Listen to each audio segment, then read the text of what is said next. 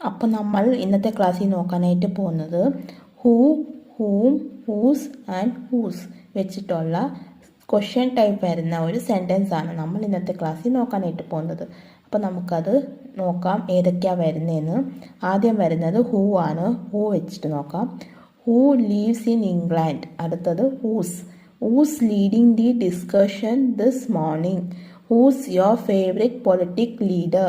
Who's visited the White House? ഇനി whom വെച്ചിട്ട് നോക്കാം.